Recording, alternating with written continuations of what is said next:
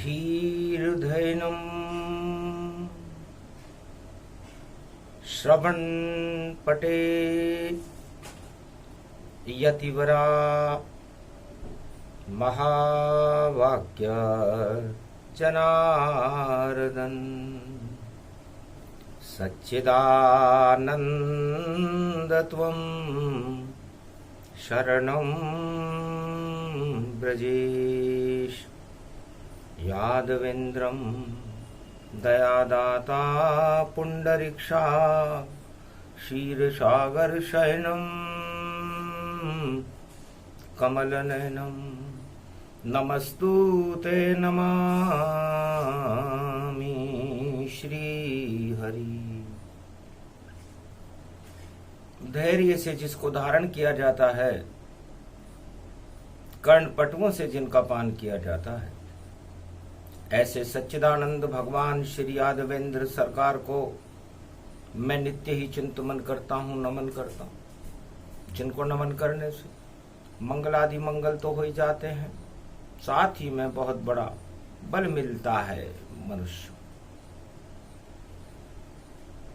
संकट चौथ पड़े भादो में, संकट सारे हट जाते हैं। नाम निशान पाप के और भ्रष्टाचार के हट जाते हैं। दानवता विध्वंस होती है, मानवता का होए प्रकाश। रविवार का तेज पड़ा है और चमक रहा सूरज आकाश। श्रीमन नारायण नारायण नारायण। घंटा ध्वनि करते नारद पहुंचे बैकुंठ के धाम। लक्ष्मी चरण चाप रही थी और भगवान विष्णु शेष पर कर रहे थे विश्राम।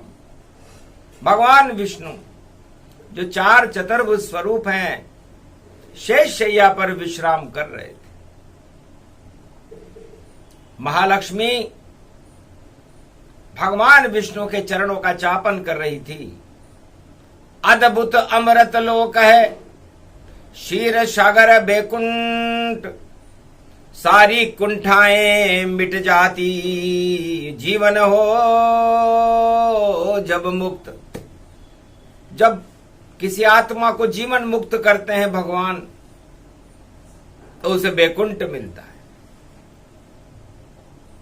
तब लक्ष्मी जी ने कहा, भगवान विष्णु आप गर्वहारी हो, आप घमंड को हटा देते हो, तो उस लोक का नाम बता दो हमें जिस लोक में घमंड छाया रहता और किसके पास रहता घमंड, ये कोई नहीं बतलाता है। तो नारद ने भी किया निवेदन और कहाँ रहे घमंड और कैसे आप हटाते हो नारायण चक्र सुदर्श।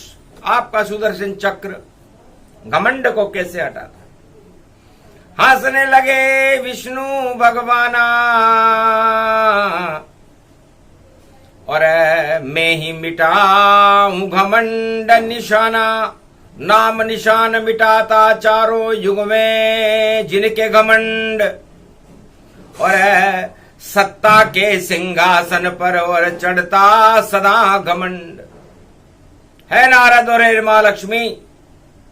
राजा जिस सत्ता पर बैठता है उस सिंहासन पर राजमद चढ़ा रहता है, जिसे घमंड कहते हैं। तो सिंहासन में छुपा हुआ है और पूरे जगत में घमंड। इस कारण नीचे ही रहता मृत्यु लोक घमंड। पर इंद्रलोक में भी राजा इंद्र के और सदा ही चढ़े घमंड। और दानवता से डरता है राजा इंद्र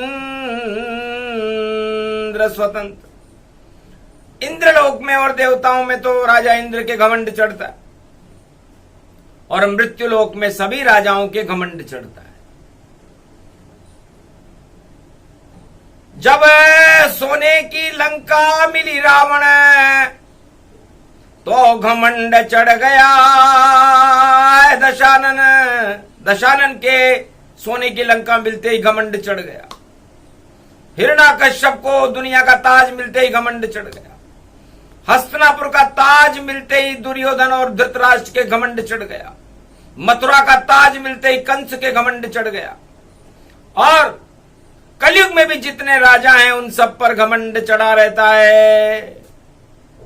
सत्ता को बचाने के लिए और कड़े कानून बनाते हैं, और जो भी उनसे टकराता उनको जेल भिजवाते हैं। बदल देत वो संविधान और पर सत्ता छूट न पाए। जब घमंड चढ़ जाता है तो राज ताज हट जाए। इस कारण जब जब चढ़े और जिस युग चढ़े घमंड तो भगवान आ जाते हैं पृथ्वी पर उन राजाओं को देने दंड। नरसिंह बनकर दे गया हिरण्याकश को दंड, और रावण को अवध में राम बन और देखो दिया है दंड। कंस और कौरव को कृष्ण बना दिया दंड। हस्तिनापुर में कौरव मर गए छल पाखंड। और कलयुग में तो हर राजा पर और चढ़ा हुआ है घमंड। और कितना छोटा है वो राजा और कीचड़ फंसे घमंड। तो सारे राजाओं के ताज कलयुग में कीचड़ में फंसे हुए हैं। और भंवर में राजा शेर करे सब नाव डूबने वाली है। और कीचड़ में फंस गया राजा अब टांगे खींचने वाली है। तो फिर मैं भी भेजता हूं मगरमच्छ और शनि देव गति जान। मगर बनकर कुंभ में वक्री हैं और देखो शनि भगवान। कुंभ राशि में शनि इस समय वक्री होकर के मकर में है और मगरमच्छ बने हुए हैं कलयुग में। तो जब भी टांग खींचू राजा की और शनि को बना देता हूं मगरमच्छ। और गजेंद्र की टांग खींची तो हरि याद आ गए तुरंत। जब लक्ष्मी जी के सेवक उनकी टांग खींची गजेंद्र महाराज की तो तिल भर सूंड रही जब बाहर तब हरि नाम पुकारा। वरना मारा जाता गजेंद्र और लक्ष्मी को था प्यारा। पर हरि पहुंच गए वहां गजेंद्र को और देखो दिया उबारा। क्योंकि घमंड छोड़कर हरि भजा तो बच गया गजेंद्र बेचारा। पर हिरण्याकश ने हरि को नहीं किया वहां याद तो नरसिंह बनकर फाड़ दिया और हटा दिया था ताज। और राजा कंस ने तो खुद ही बुलाया अपना देखो काल। कंस और बलराम पहुंच गए देखो नंद के लाल। और घमंड राजा कंस का और पल में दिया हटाए। मर गया कुबलिया पीड़ भी और कंस मर गया जाए। हस्तिनापुर कुरुक्षेत्र में और हटा घमंड गतिमान। दुर्योधन और धृतराष्ट्र का घमंड हटाने आए कृष्ण भगवान। गीता पहले सुना दी और फिर हटा दिया रे घमंड। धरे रह गए कौरव सारे और पांडव बने प्रचंड। पांडव राज हुआ भारत में। और कलयुग में तो संविधान भी बदला बदली हो भारी। पर सत्ता नहीं बचेगी रे राजा, सारी सत्ता ही यारी। और इतना क्यों घमंड चढ़ता है, और ताज कभी नहीं चले ब्रह्मंड, मेरा भारत देश चारों युग में तो देखो रहे अखंड। ये भारत देश अखंड है, ये सूरज अखंड है, ये चंद्रमा अखंड है, ये ब्रह्मांड अखंड है, नारायण अखंड है, निराकार की ज्योति अखंड है, लेकिन सारे राजा खंड खंड है, और इसी कारण उनमें घमंड है। तो रावण हटा, कौरव हटे, हटी कंस सरकार, और कलयुग में भी जो राजा घमंड करे उसका बंटाढार निश्चित हो घमंड का। और देखो पतन तमाम, लाख जतन कर ले रे राजा, चाहे बदल दे संविधान, एक नहीं चले राजा तेरी, और चल रहा चाल पे चाल, तेरे पीछे खड़ा है और देखो नंद कुमार।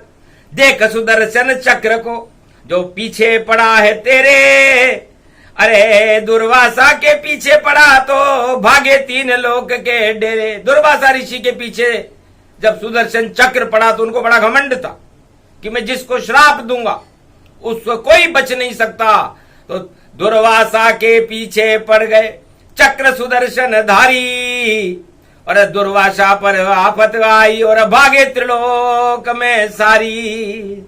पर जब दया करी नारायण ने तो वापस आया चक्र, दुर्वासा की जान बच गई, वरना हटता घमंड पल फक्र। तो सूरज को भगवान ने बुलाया, चंद्रमा को भगवान ने बुलाया। आप सारे त्रिलोक को प्रकाशमान करते हो चारों युग में, और आज तक कोई भुगतान नहीं लिया आपने भगवान से। और आप भगवान राम सूर्य वंश में पैदा होते हैं, उनके पीछे चक्र बनकर खड़े रहते हो। क्या आपको कभी घमंड आया? चक्कर खा गए सूर्य देव और सुनकर नारायण की बात, महाराज मैं तो मेरा कर्तव्य करता हूं, और कभी घमंड मन में नहीं आता। मेरे मन में कभी घमंड नहीं आया महाराज, मेरा तो काम ही दूसरों की भलाई करने वाला है। धन्य है सूर्य, जा तेरे ही वंश में जन्मे नारायण, और सारे अंधकार हटा देंगे। और जैसे प्रकाश देता है तू, हम अयोध्या में प्रकाश फैला देंगे। और जो भी अंधकार करे भारत, उसका नाम निशान मिटा देंगे। अरे राजाओं सीखो सूरज से, और जो घमंड से दूर सदा रहते। आकाश में जिनका सिंहासन, रथ जिनका है 7 घोड़ों का, और मकर राशि से कर्क राशि में दौड़ा दौड़े घोड़ों का, पर फिर भी नहीं घमंड सूर्य के। और सीखो राजाओं सीख, अरे भीख मांग कर बने हो राजा, मत मांगो कोई भीख। मांगन मरण समान है, मत कोई मांगो भीख। अरे भीख मांगने से मरना भला, ये सतगुरु की सीख। मतदान भी भीखी है, प्रजा से भीख मांगकर राजा बनते हो और फिर घमंड करते हो, आश्चर्य है। सन्नाटा मच गया, धर्म सभा में संकट चोट थी। महाराज ये कैसा संकट आ गया? अरे संकट घमंड का है। ये घमंड अच्छे अच्छे ताज और राज को गिरा देता है, और जिस पर चढ़ता है उसकी बुद्धि को ही समाप्त करके काल पैदा कर देता है। तो इस समय सारे संसार के राजाओं पर घमंड का भूत चढ़ा हुआ है, और इसे उतारने वाला कोई सपूत नजर नहीं आता। तो चंद्रमा, आप अमृत काल में अमृत फैलाने चारों युग में आते हो, और श्री कृष्ण के साथ वृंदावन जमुना नाच नचाते हो। शरद खीर में अमृत घुलता सबको पान कराते हो। कृष्ण भी नाचे, चंदा भी नाचे, गोप ग्वाल नचाते हो। और सुंदर भी इतने चंदा तुम, सारा त्रिलोक शर्मा जाए, फिर भी कुछ क्यों नहीं घमंड तुम्हारे, अरे क्यों कुछ हमको बतलाए। महाराज मैं तो भगवान कृष्ण के पीछे खड़ा होकर बड़ी शांति महसूस करता हूं। 12 कला है राम जी, 16 कला श्री कृष्ण, उनके पीछे खड़ा रहता हूं, कभी न होगा भस्म। अमृत टपकाना ही मेरा है इस जग में काम, और गलत काम करता नहीं और नहीं होता बदनाम। एक बार ही किया था गलत काम, जो दाग लगे हैं भारी। अरे गणेश का मुंह चुरा लिया था, तो चौथ को कोई चंदा देखे न नर नारी। चौथ का चांद कोई नहीं देखते महाराज। एक गलती करी थी मैंने, भ्रष्टाचार किया था एक बार, आज तक मेरे ऊपर दाग है। और कलयुग के सारे राजा रोजाना भ्रष्टाचार करते हैं और दाग कहते हैं हम हमारे साथ हो जाओ तो साफ हो जाओगे, पवित्र हो जाओगे, फिर तुम्हारे पर कोई दाग नहीं रहेगा। उल्टी गंगा बह गई कलयुग, सारे राजन लग गए दाग, और यही दाग उनकी सत्ता में लगा रहे चुप चुप के आग। ऐसी आग लगे जल जाए लंका पाप नगरी सारी, और इसकी राजा खुद ही कर रहे बदल बदल कर तैयारी। संविधान बदल रहे राजा, अरे फिर भी निश्चित है हारी। जीत न पावे कोई राजा, जिस पे चढ़ा घमंड भारी। बोल रही वाणी कलयुग में, अरे हट जाए उनकी सत्ता सारी। और नर नारी सब चतुर कलयुग के, और देखो कर रहे तैयारी। ऐसा धोखा देंगे नर नारी, और प्रजा से धोखा खाएगा। सत्ता का जब ताज गिरेगा, सब घमंड घट जाएगा।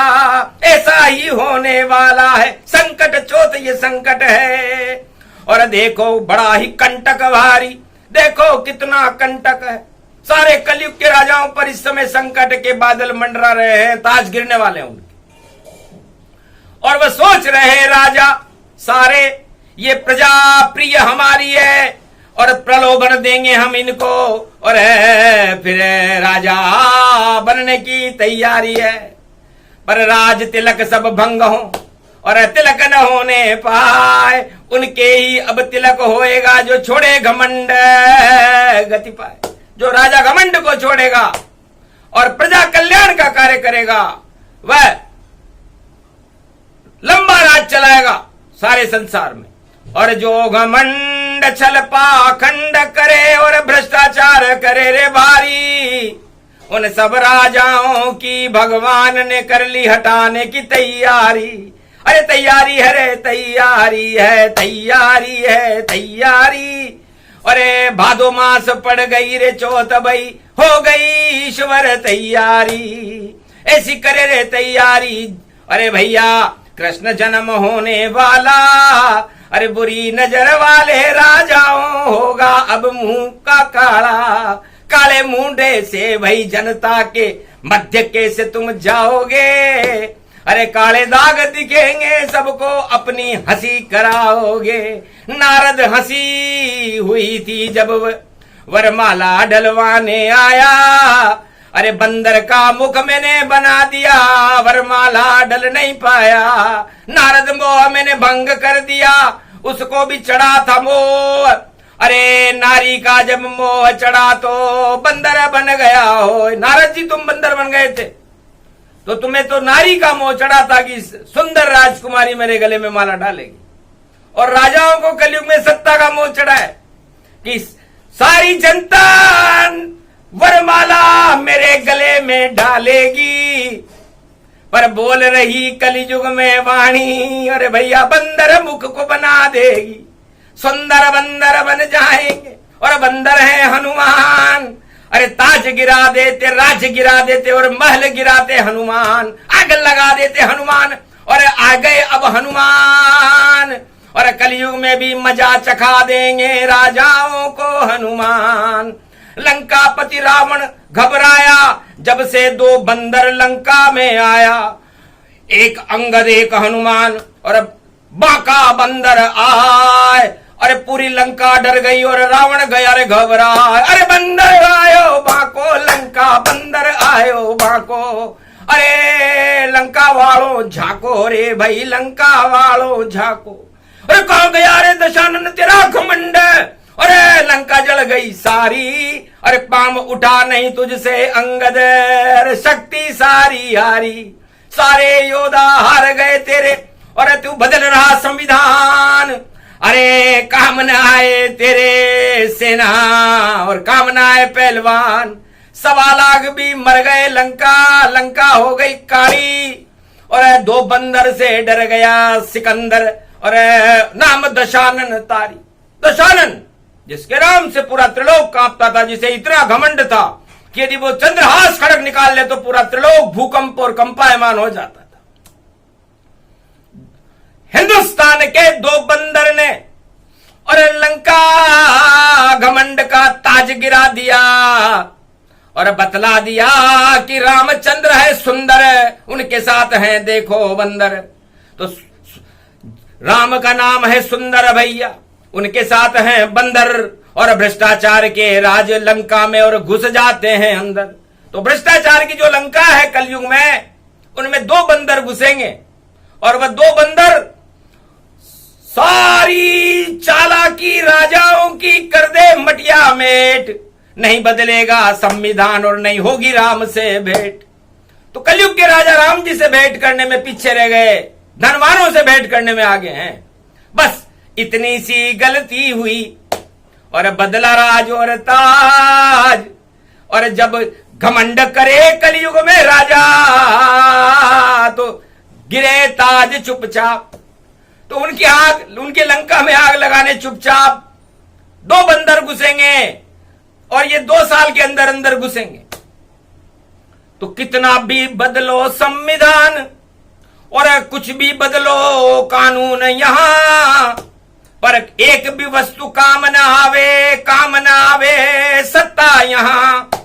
सत्य ही का काम आता है सदा, और सत्य राम का नाम, सत्य कृष्ण का नाम है, जपो भारत में भगवान, तब जाकर कल्याण होएगा और कृपा मिलेगी राम। संविधान कानून बदलने से नहीं आते हैं राम, आते हैं जब राम तो आता संविधान। राम संविधान राम लाते हैं, और बदले भारत की शान। राम राज होता भारत में, और कृष्ण राज करे कृष्ण, और बाकी जितने राजा हैं सब हो जाते हैं भस्म। और राजा, आज तक कोई राजा चारों युगों में राम राज और कृष्ण राज ला नहीं सका। तो सबसे बड़ी सरकार कौन सी हुई? नारद, ए लक्ष्मी, राम सरकार हुई और कृष्ण सरकार हुई, जिनका सिक्का कलयुग में भी चलता है। मेरा जन्म होगा अभी दुर्गा अष्टमी, राधा अष्टमी, तो राधा अष्टमी आएगी, दुर्गा राधे जन्मेगी, और जन्माष्टमी को कृष्ण की शक्ति और देखो मथुरा प्रगटेगी।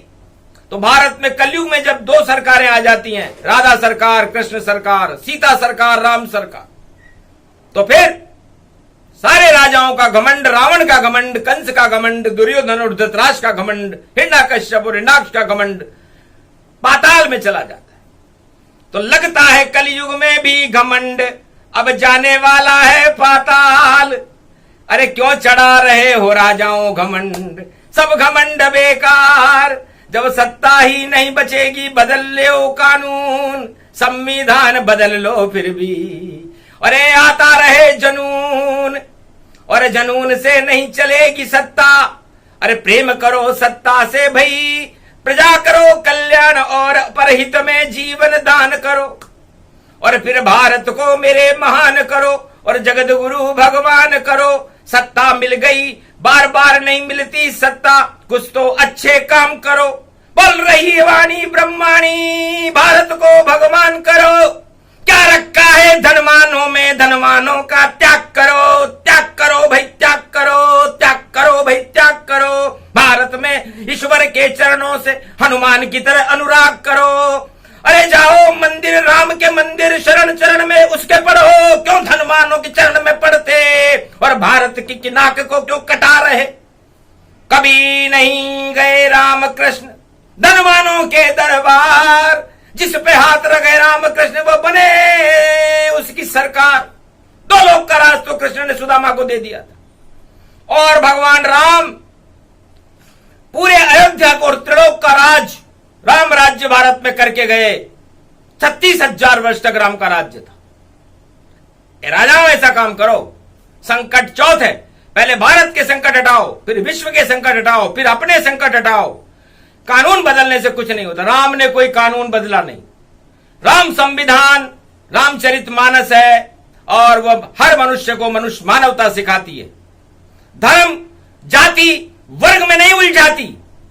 सब बालक वृद्ध युवा नर नारी सब ही राम राज अधिकारी।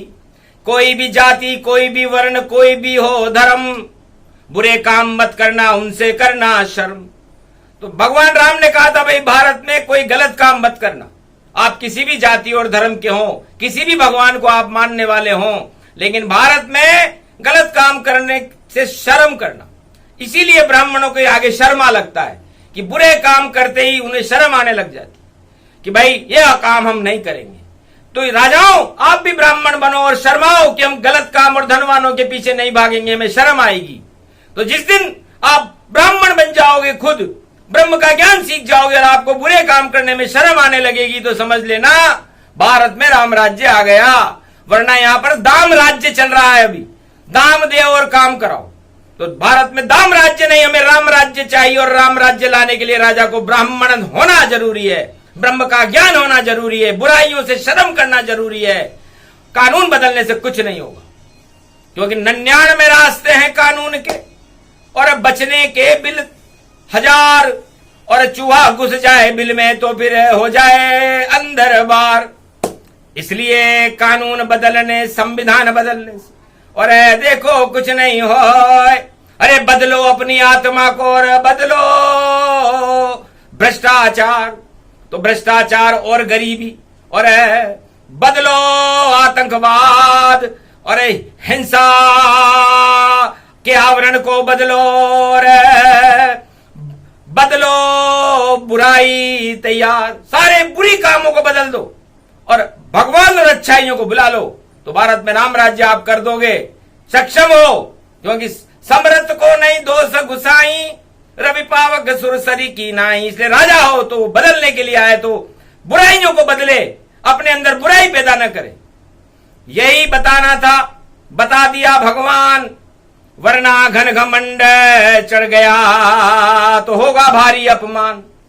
तो इसलिए जिस पे घमंड चढ़ता है उसका अपमान होता है। रावण का अपमान हुआ, कंस का अपमान हुआ, धृतराष्ट्र कौरवों का अपमान हुआ, हिरण्याक्ष और हिरण्यकश्यप का अपमान हुआ। सम्मान हुआ तो ध्रुव का हुआ, प्रहलाद का हुआ, पांडवों का हुआ, और भगवान राम का हुआ, भगवान कृष्ण का हुआ। इसलिए हे राजाओं, आप सम्मान के पात्र बनो, अपमान के नहीं।